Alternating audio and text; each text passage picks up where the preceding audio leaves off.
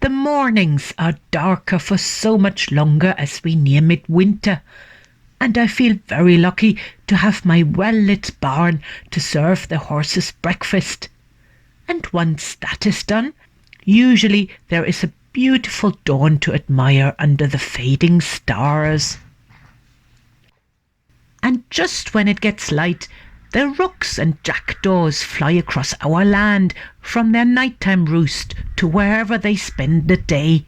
It's always the same flight path. They must have a very favourite place in that direction. Autumn is very slow to leave us this year, and the leaves still clung onto their trees beyond late November. The days stayed mild, and there was a good bit of sunshine too between the showers and wind to enjoy. We had a great bunch of people over in early November for one of my workshops to show how horses can help to do useful jobs around the farm. Really good to see that so many people are still interested in this old way of getting heavy work done. And it inspires me to run another workshop in spring, hopefully. Everyone had a go with Flora in the tipping cart, and I kept on going with it after the workshop because we have so much great manure. And part of our high fields suffered badly from being dug up as a side effect of having the barn built. A lot of subsoil ended up on top despite the diggerman's efforts. So not much grass grew as a result, and I hope that spreading some manure will help somewhat. This job, of course, could be easily done by tractor or quad bike, whatever, but we don't have those. And anyways, I wouldn't want to swap the reins for a steering wheel. There is magic in your loyal, willing horse using her power to help with a job like this. The painter Carl Larsson knew that back in 1905 already when he painted this famous picture in his homeland Sweden. The restoration of our 150-year-old shed has come along nicely during November, despite the sometimes challenging weather. Sister-in-law at work, helping away with the Tim's sister Maggie helped clean the wall in preparation for repointing with lime mortar. Thanks, Maggie. No, it's much to be done, out of our reach, up there. But And of course, Buttercup helped to supervise. I will show you more about the whole project soon.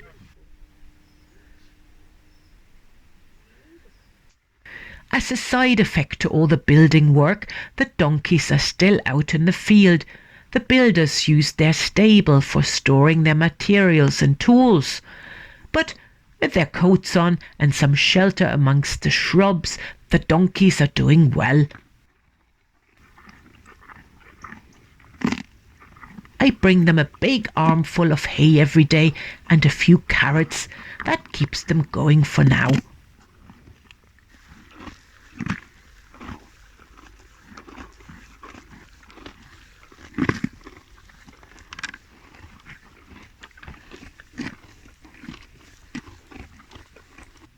The guinea pigs and rabbits moved into their new lean-to, but because the builders haven't fixed the door or back wall yet, I keep them in their cages for now and not let them run loose because I'm too worried a fox might get in and do them harm.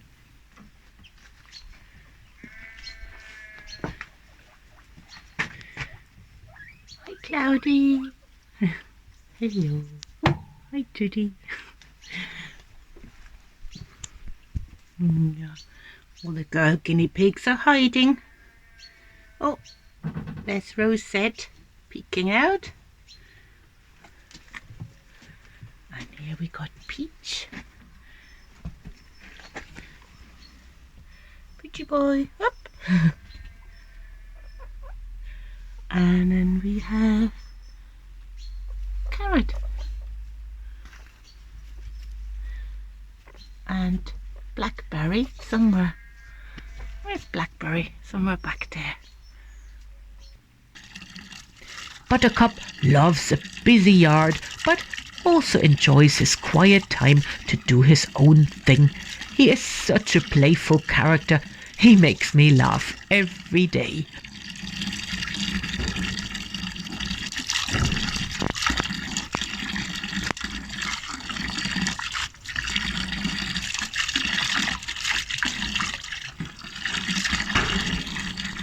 The goats move too into the sheep stable with a small pen out the front so they can get fresh air but still have shelter. No.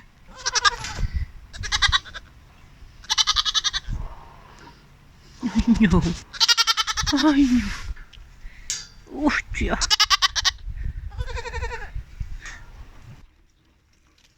I pick them leaves and brambles every day in addition to their diet of hay. And you can tell they love the variety of different tastes and textures.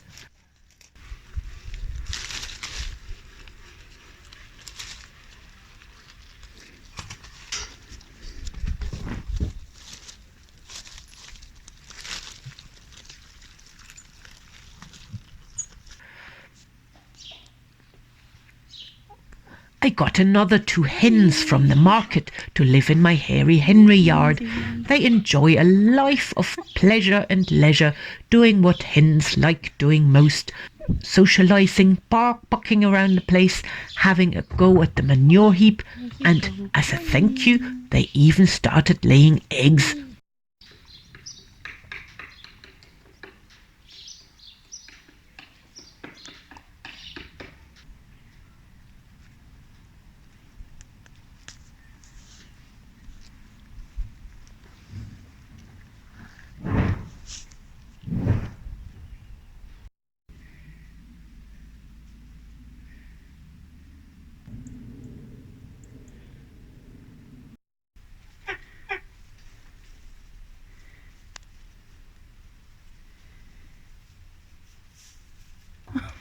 Oh, I think I'll claim that. No, lads, I'll claim that. We use that for our baking. It's been very quiet with my sessions here lately, which is a bit worrying, because there are always overheads, of course, but at least we are going to as many hospitals as ever for therapeutic visits. Beautiful doggy. Oh, you're just wonderful, you are, or not? Sure. You're lovely. You're a great doggy, yeah. And look at your big paw. That big paw. It is such rewarding work.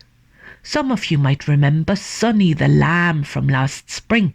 He is still coming along on visits, but look at the size of him now. He finds these visits so relaxing himself that often he would lie down in the middle of the room and start chewing the cud, a true sign of relaxation and comfort. I asked the builders to extend the roof of the horse shelter outwards, so now they have a really cosy spot out of the wind and rain.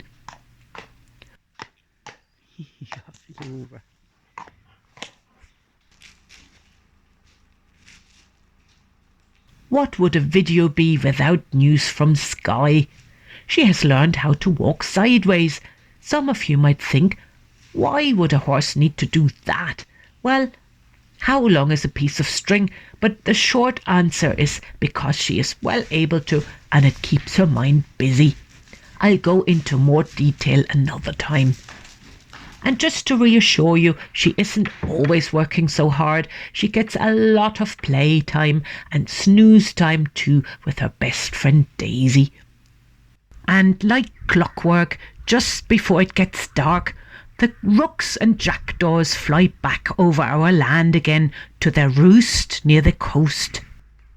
Night-night, birds. See you in the morning.